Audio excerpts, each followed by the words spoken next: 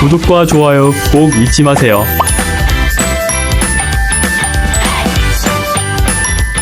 시청자 여러분 안녕하십니까? 우리 지역의 주요 현안을 국회에서 짚어보는 지역이 묻고 국회가 답한다 시간입니다.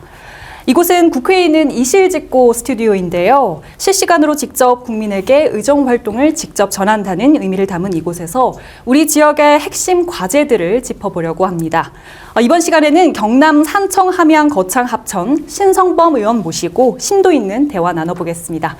지역민들에게 우선 인사 말씀 먼저 부탁드립니다. 네, 안녕하십니까. 경남 산청, 함양, 거창, 합천 지역구의 국민의힘 소속 신성범 의원입니다. 문제를 해결해야 하는 정치가 오히려 문제를 해결하기는커녕 더 꼬이게 만든다. 다시 말하면 국민들을 편가르게 하고 이렇게 굉장히 정치가 뭘 하는지 모르겠다는 말씀을 참 많이 들었어요. 그래서 또 올해 이제 지방선거가 있으니까 정말 우리 지역을 제대로 발전시킬 비전, 능력 이런 있는 참신하고 젊은 일꾼들을 많이 좀 공천해야 되는데 요즘 뭐 이래저래 공천 때문에 머리가 많이 아플 것 같아요. 저희 그러면 현안 한번 짚어보도록 하겠습니다. 먼저 상임위 현안부터 한번 짚어보겠습니다. 급변하는 국제 정세 속에서 경제 안보의 중요성은 갈수록 커지고 있습니다. 정보위원장으로서 어떤 입법, 제도적 지원이 좀 필요하다고 보시는지요? 모든 전 세계의 전선, 경제 전쟁이든 모든 협상에 어떻게 배우에는 다들 정보기관이 있습니다. 예를 들어서 미국 트럼프가 말 한마디 하는 것도, 푸틴이 말 한마디 하는 것도, 시진핑이 하는 것도 어떻게 보면 상대 지도자의 의도, 전략을 먼저 간파한 정보기관들이 안 보이는 데서 이렇게 정보를 제공해 주는 거예요. 그래서 나오는 건데 우리나라는 지금 전 세계적으로 뭐가 문제냐. 제가 보면 군사적 충돌, 물론 러시아, 우크라이나는 전쟁하고 있지만 경제 전쟁을 하고 있는 경제 전쟁. 무엇을 놓고? 핵심 기술을 놓고. 그래서 나오는 게 자주 들어보는 말이 뭐죠? 공급망 안정. 네. 또 뭐예요? 또 뭐 수출 통제, 수출 이런 말이에요. 그러니까 지금은 군사적 충돌보다는 국가 간의 싸움의 전선 자체가 경제로 바뀌었다. 다시 말하면 어떤 기술을 갖고 앞서 나가냐는 전쟁이란 말이에요. 이렇게 되면 우리나라 국정원도 원래 마찬가지예요. 그래서 몇 년 전에 왜 기억나요? 요소수, 트럭. 그게 국정원이 이거 못했거든. 왜냐하면 중국에서부터 이런 점이 있다는 걸 알았어야 되는데 경제안보망이 가정 안 된 거예요. 그래서 국정원에서 만든 게 경제안보국이라고 이름을 다시 바꿨는데 어찌됐건 경제전쟁에 관한 것이 굉장히 중요하다. 그럼 다시 말하면 뭐냐? 우리나라의 핵심 기술을 빼앗기지 않으려고 하는 노력이 중요해요. 이게 보안과 방첩이에요. 그런 의미에서는 정말 국가 핵심 기술을 지켜내고 또 뺏어가는데 대응하는, 그리고 그 만약에 찾아내면 처벌 수위를 높여서 못하도록 하는 이런 게 중요한 거. 하나는 공급망. 중요한 게 뭡니까? 뭐 히토류니 광물이니 기술이 이런 게 다 공급망이야. 그렇죠. 공급망이 끊어지면 당장 생산이 안 되니까 여기에 대해서도 우리 정보기관이, 국정원을 중심으로 한 정보기관이 제대로 역할을 할 수 있도록 하는 것이 중요하다. 또 하나는 간첩법 개정, 간첩법. 아시는 지금은 형법상 보면은 간첩죄는 누구한테 적용하느냐? 북한을, 적국을 이롭게 하는 자로 돼 있어요. 외국인은 사실은 빨리 외국을 위해서도 하는 자를 간첩행위로 규정해야 되는데 여야 합의가 다 됐는데 어떻게 된 법사위가 와서 지금 갑자기 법 왜곡죄하고 이거하고 같이 하자는 게 여당이 들고 나오는 바람에 막혀 있는데 간첩죄 빨리 고쳐야 돼요. 그러면 이번에는 한번 과방위 현안도 짚어볼까요? 지난해 방송미디어통신위원회가 새로 출범을 하지 않았습니까? 네. 미디어 환경 변화 속에서 우선적으로 풀어야 할 숙제가 있다면 뭐라고 보시는지요? 사실은 그게 과학기술정보방송통신위원회가 이름이 돼 있는데 지금까지 보면 방송 때문에 과학기술적으로 손을 못 댄 게 사실이에요. 그래서 앞으로 어떻게 되냐. 지금 아시는 대로 지금 방송미디어통신위원회가 만들어졌는데 그전하고 뭐가 다르죠? 네. 방송통신위원회에서 미디어자가 들어갔잖아요. 그전에는 또 상임위원이 하여튼 5명이었는데 7명이 됐다고. 7명이 그 다음에 모든 게 다 핸드폰으로 만지잖아요. 따라서 그럼 이 바뀐 미디어 환경에 정부가 못 따라간단 말이에요. 그렇잖아요. 예를 들어서 봐요. 넷플릭스, 유튜브 같은 글로벌 테크 기업들은 계속 돈 벌고 우리나라 기업들은 규제에 묶여 있고 이런 거 하나를 해결해야 돼. 이게 큰 문제예요. 또 하나는 AI 시대 되고 나서 뭐가 딥페이크. 요즘 뭐 AI로 다 만들어내잖아요. 이 역작용을 어떻게 막아낼 것인가. 이게 중요한 거예요. 사실 이게 우리 일상생활에 다 영향을 주잖아요. 뭐 보이스피싱도 그렇고. 따라서 방미 통이 그리고 우리 상임위원회는 바뀐 미디어 환경에 빨리 정부가 대책을 마련하도록 하는 것. 또 민생 범죄까지 저지르고 있는 보이스피싱이나 AI 딥페이크 여기에 대해서도 대응책을 마련하도록 하는 게 굉장히 중요한 업무이죠. 이번에는 지역구 현안으로 한번 넘어가 보겠습니다. 지난해 경남 서부 4군 행정협의회가 출범을 했습니다. 4개 군이 지역 현안에 공동 대응하자는 취지였는데요. 좀 성과가 있었습니까? 작년이 아니고 재작년에. 재작년? 네. 이게 재작년 2024년 4월 달에 국회의원 선거했고 6월에 제가 의원 생활을 시작했는데 하자마자 7월 달에 만든 게 경남 서부 4군 네. 행정협의회. 제가 이제 중심이 돼서 군수님들께 한번 모입시다. 왜 그러냐면 제가 보니까 이게 비슷한 처지인데도 불구하고 4개 군의 군수님들이나 공무원들은 경쟁심도 있고 이 묘한 게 깔려 있다고. 그러니까 어떻게 뭐 같이 할 수 있는 영역이 많은데도 그런 장치를 못 만들었어요. 제가 이야기를 하니까 군수님들 다들 좋다 해가지고 이제 행정협의를 만들었는데 올해 1월 말까지 했으니까 1년 6개월 만에 한 8번 만나, 8번.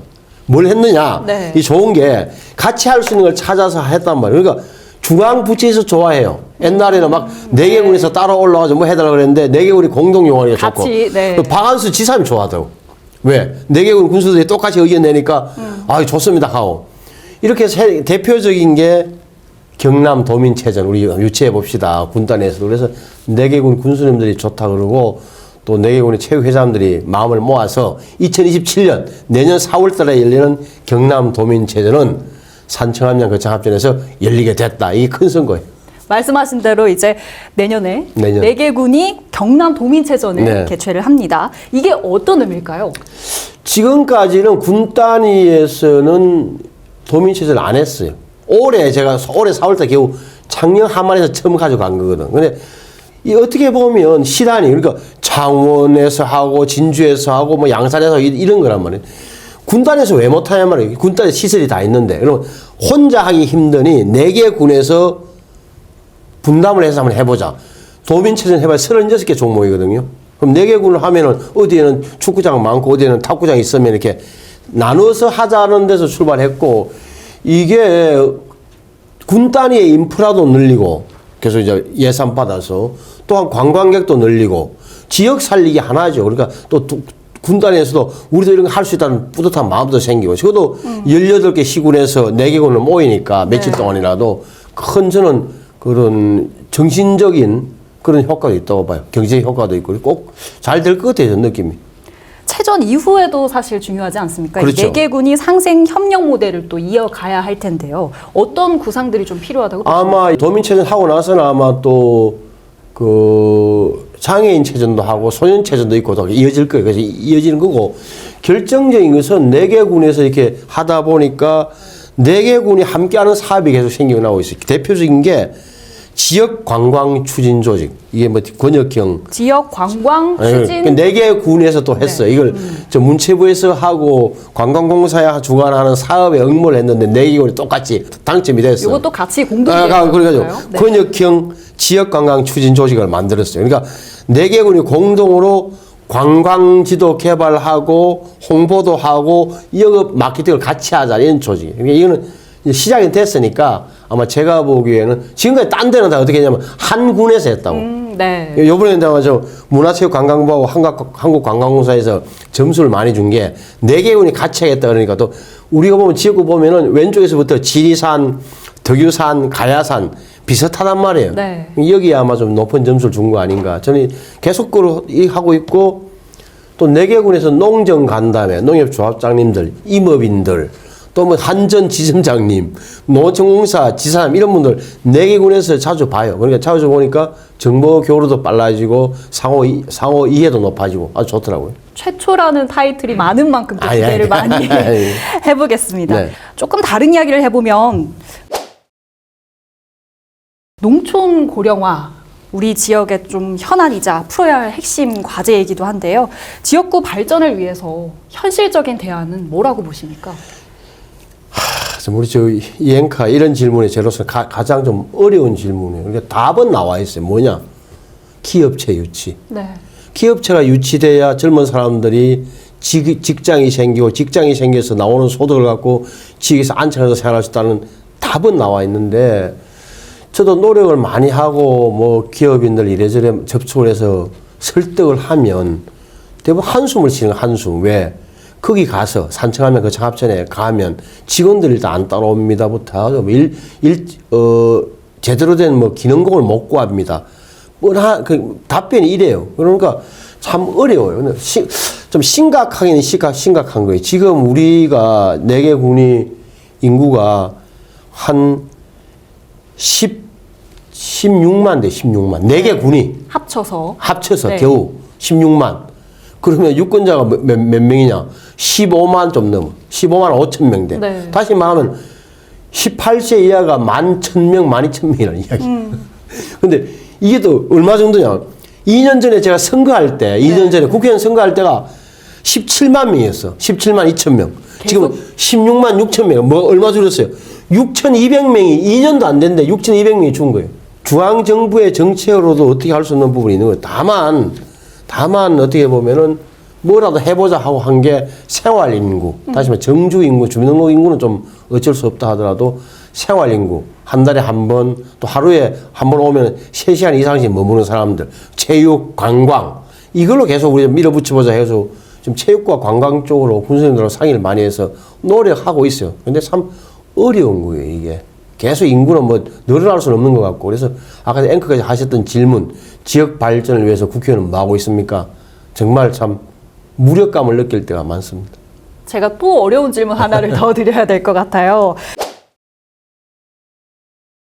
지방 소멸 시대, 참 지역이 위기라는 말이 자주 등장하는 요즘인데요. 수도권 1극 체계를 깨고 경쟁력 있는 지역을 만들기 위한 의원님만의 보관이 좀 있을까요?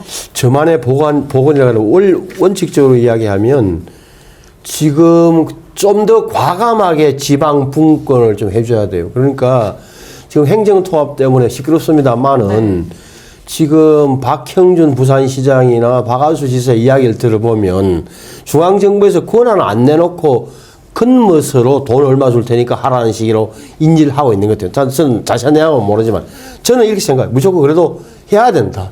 행정통합을 할 수밖에 없어요. 대세야. 하고 그다음에 중앙정부에서 막대한 예산으로 지원해 주는 게 맞다. 권한을 많이 이용해서 그래야 독자적인 생존 전략을 그나마 짤 수 있다. 부산, 울산, 경남 정도 되면. 다만 우리 지역 입장에서 보면 우리 촌의 서부 경남 사구는 그러면은 자 부산 뭐 경남 광역 특별시가 되건 우리한테는 뭐가 좋으냐는 질문을 하는 거예요. 여기에 대해서는 과감한 투자가 이루어진다는 걸 좀 말씀드리고 싶고 또 하나는 인정할 수밖에 없는 게 지방정부, 지방자치단체의 역량이에요. 다시 말하면 이렇게 중앙정부에서는 지원을 많이 하더라도 이것을 굉장히 전략적으로 아껴가면서 정말 발전에 도움이 되는 방향으로 돈도 쓰고 전략을 마련해야 되는데 지금 지방자치단체의 수준, 지방의회의 구성 이런 거 보면 제대로 할까 하는 의문은 들죠. 따라서 지방정부의 분발도 최신과 혁신도 따라가야 된다라는 말씀을 드려요. 그러니까 중앙 정부의 역할도 중요하고 네. 또 지역의 역할도 당연하죠. 중요하다. 네. 지금처럼 시장 군수나 의회에서 예를 들어서 선거 겨냥해가지고 막 돈 쓰는 식으로 가면 중앙정부 입장에서 보면 이게 국부의 어떻게 보면 뭐라 그럴까 낭비 요소가 많잖아요. 국민 세금을. 그런 점은 굉장히 또 조심해야 되는 게 있는 거예요. 이제 마지막으로 네. 마지막 질문을 드릴 시간이 왔습니다. 향후 의정 활동 어디에 좀 초점 두고 하겠다. 우리 지역민들에게 약속 한 말씀 부탁드립니다. 제가 이제 뭐 아시는 분은 아십니다만 제가 이제 18대 19대 8년 국회의원 하고 이런저런 이유로 이제 2번은 정당에 추천을 받지 못해서 8년 쉬다가 다시 왔는데 저는 지난번에 뭐 유시할 때도 이런 말씀 드렸어요. 적어도 좀 선수만 쌓는 재선하면 3선하고 3선하면 4선하는 이런 의원은 되지 않겠다. 그리고 좀 중앙 무대에서 할 말을 하겠다는 약속을 드린 바 있습니다. 요즘에 정치 상황이 복잡한데 저도 제가 그 마음 할 말 한다는 점 그리고 또 똑바른 방향으로 가려고 제 딴에는 최선의 노력을 다하겠다는 약속은 여기서도 분명히 드리겠습니다. 네, 지금까지 신성범 국회의원과 함께 했습니다. 오늘 말씀 고맙습니다. 네, 감사합니다. 네, 지역이 묻고 국회가 답한다. 오늘은 여기까지입니다. 시청해주신 여러분 고맙습니다.